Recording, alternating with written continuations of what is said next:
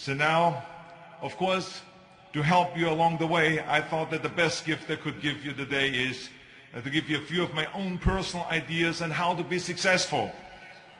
And parents, I just want you to know, maybe you should close your ears, you should plug your ears, because maybe there are a few things that you maybe don't like what I have to say. But anyway, I can explain how I became successful and who I am today by going through what I call Dr. Schwarzenegger's 6 rules of success. Now, of course, people ask me all the time, they say to me, what is the secret to success? And I give them always this short version. I say, number 1, come to America. Number 2, work your butt off. And number 3, marry a Kennedy. But anyway. But anyway, this is the short rules. Now today I'm going to give you the 6 rules of success. But before I start, I just wanted to say these are my rules.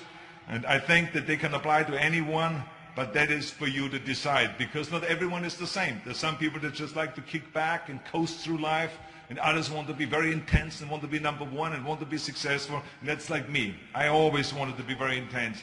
I always wanted to be number 1. I took it very seriously in my career.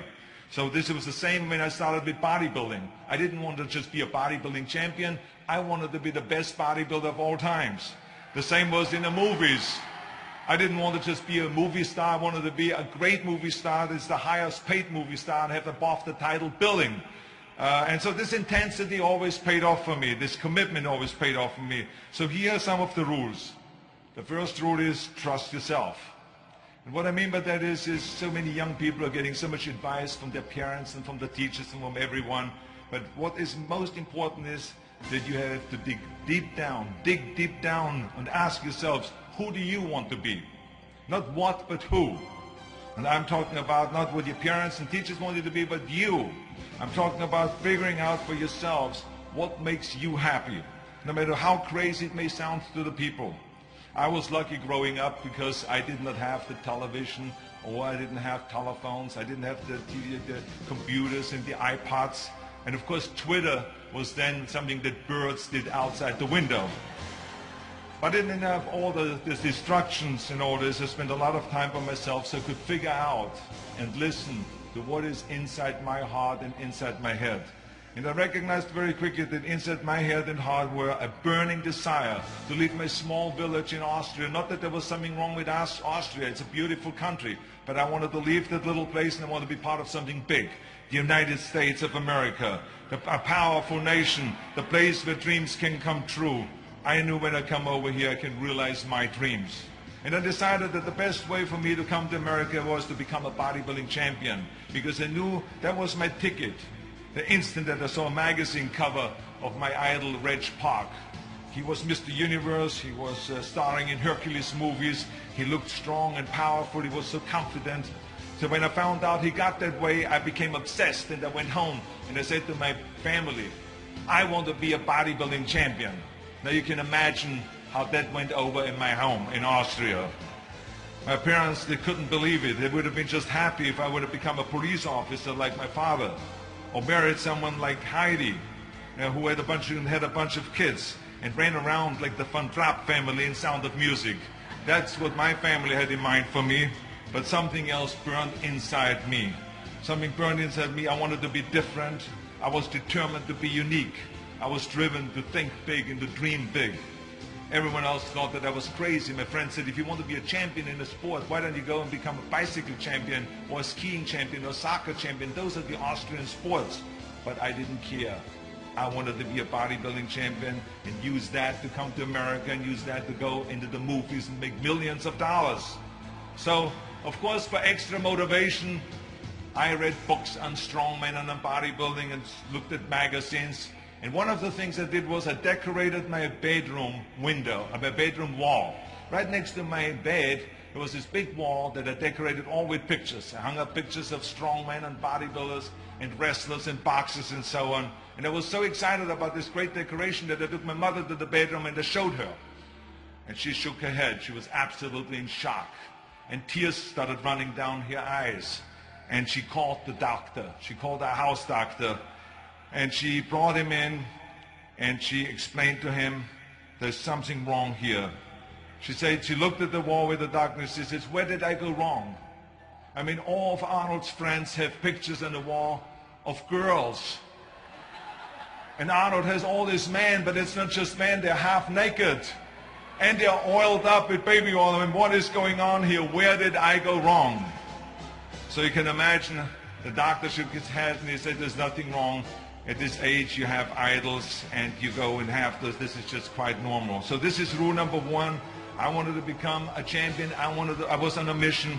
So rule number one is, of course, trust yourself no matter how and what anyone else thinks. And of course, rule number two is break the rules. We have so many rules in life about everything. I say break the rules, not the law, but break the rules. My wife has a t-shirt. My wife has a t-shirt that says, well-behaved women rarely make history. Well, you know, I don't want to burst her bubble, but the same is true with man. It is impossible to be a maverick or a true original if you're too well-behaved and don't want to break the rules. You have to think outside the box. That's what I believe. After all, what is the point of being on this earth if all you want to do is be liked by everyone and avoid trouble? The only way that I ever got any place was by breaking some of the rules.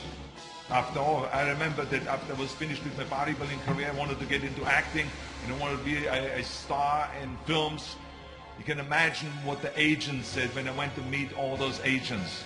Everyone had the same line that it can't be done. The rules are different here. Just look at your body. You have this huge, monstrous body, overly developed, that doesn't fit into the movies. You don't understand. This was 20 years ago, the Hercules movies. Now there's the little guys that are in. Dustin Hoffman, Woody Allen, Jack Nicholson, before he gained weight, of course, that is. But anyway, those are the guys that were in.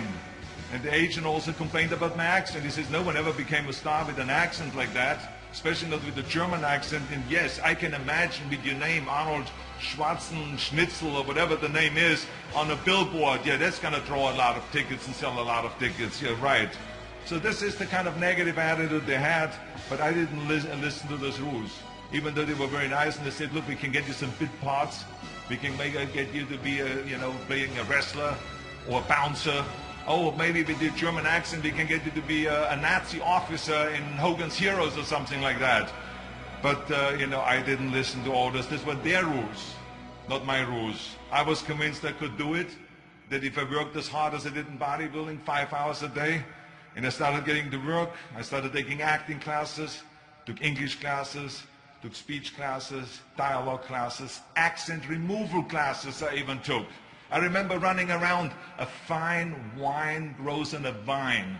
You see, because Germans had difficulties with the F and the W and the V. So fine wine grows on a vine.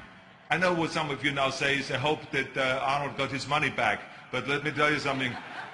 I had a good time doing those things and it really helped me. And finally, I broke through. I broke through and I started getting the first parts in TV, streets of San Francisco. Lucille Ball hired me. I made Pumping Iron, Stay Hungry. And then I got the big break in Conan the Barbarian. And there the director said, if we wouldn't have Schwarzenegger, we would have to build one. Now think about that. And then when I did Terminator, I'll be back.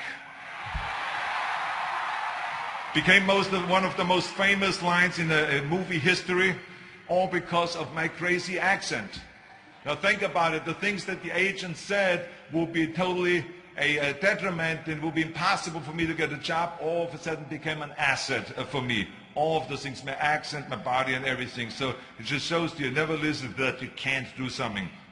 And you have to work your way up. Of course, run for something else first. I mean, it was the same when I ran for governor. The same lines that you have to work your way up, it can't be done.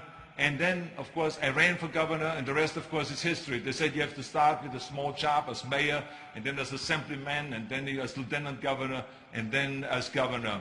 And they said, that's the way it works in a political career. I said, I'm not interested in a political career.